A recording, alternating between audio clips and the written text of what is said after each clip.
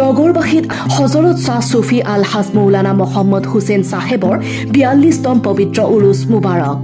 দৰঙৰ নগৰবাসীত লক্ষাধিক ধৰ্মপ্ৰাণ ৰাইজৰ সমাৱেশেৰে সুফিবাদৰ প্ৰসাৰতাৰ জৰিয়তে ঐক্য, শান্তি, সম্প্ৰীতি, সংহতি আৰু বিশ্ব ভাতৃত্ববোধৰ এনাজৰীৰে দুদিনীয়াকৈ আৰম্ভ হৈছে পবিত্ৰ উৰুছ মুবাৰক।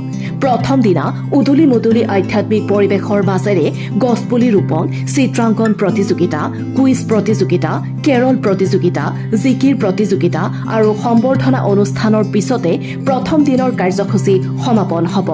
দ্বিতীয় দিনা খতমে কোৰাণ মছজিদ আৰু জিয়াৰত, পবিত্ৰ কেৰাত, জিকিৰ আৰু গজল পাঠ, বিশ্ব শান্তি সমন্বয় শোভাযাত্ৰা, মগৰিবৰ নামাজৰ পিছতে মঞ্চ উদ্বোধন, ৱাজ নচিয়ত আৰু মিলাদে মেহফিল।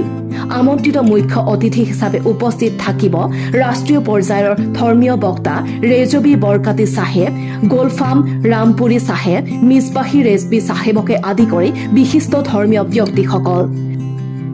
আমাৰ আলহাজ মৌলানা মোহাম্মদ হুছেইন চাহেবৰ পবিত্ৰ উৰুছ মুবাৰক 42তমত উপনীত হৈছোঁ।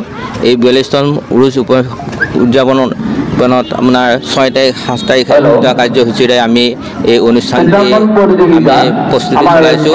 খিলঞ্জীয়া জনগোষ্ঠীৰ মাজত এইখন আমাৰ এখন একমাত্ৰ উৰুছ। এই উৰুজৰ জৰিয়তে আমি আমাৰ একতাৰ এনাজৰী যাতে আমি দৃঢ় কৰিব পাৰোঁ তাৰে আমি সুব্যৱস্থা কৰিছোঁ।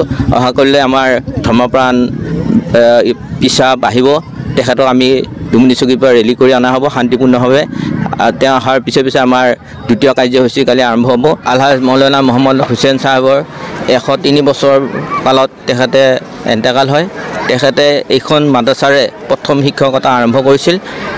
আৰম্ভ কৰি তেখেতৰ যিটো এটা আধ্যাত্মিকতাৰ গুণ আছিল, সকলোৱে এটা মানে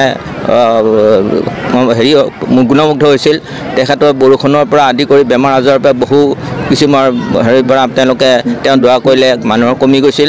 এতিয়াও আমাৰ মাজত বতাহ বৰষুণৰ ধুমুহাৰ পৰা আমি বাচি থাকোঁ। বহুত ধুমুহাও গৈছে আমাৰ নগৰবাসী অঞ্চল, তেনেকুৱা ধুমুহাৰ পৰা বাচি চলিছে।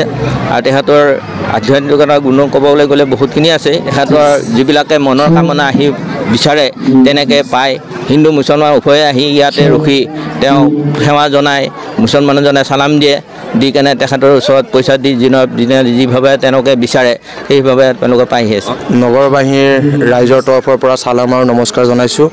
আমি যোৱা 3 মাহে সমূহ নগৰবাসী ৰাইজৰ সহযোগত আৰু আমাৰ উৰুছ পৰিচালনা সমিতিৰ উদ্যোগত আমি ধন সংগ্ৰহৰ কাৰ্যসূচী কৰিছোঁ আৰু আমি বিভিন্ন ঠাইলৈ গৈছোঁ।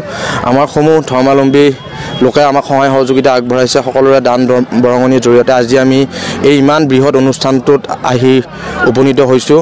আৰু আমাৰ আজিৰ প্ৰথম দিনাৰ বিভিন্ন ধৰণৰ সাহিত্যিক কাৰ্যসূচী আমাৰ ৰূপায়িত হৈছে আৰু প্ৰকৃতিৰ লগত জড়িত আমাৰ বৃক্ষৰোপণ কাৰ্যসূচী হৈছে।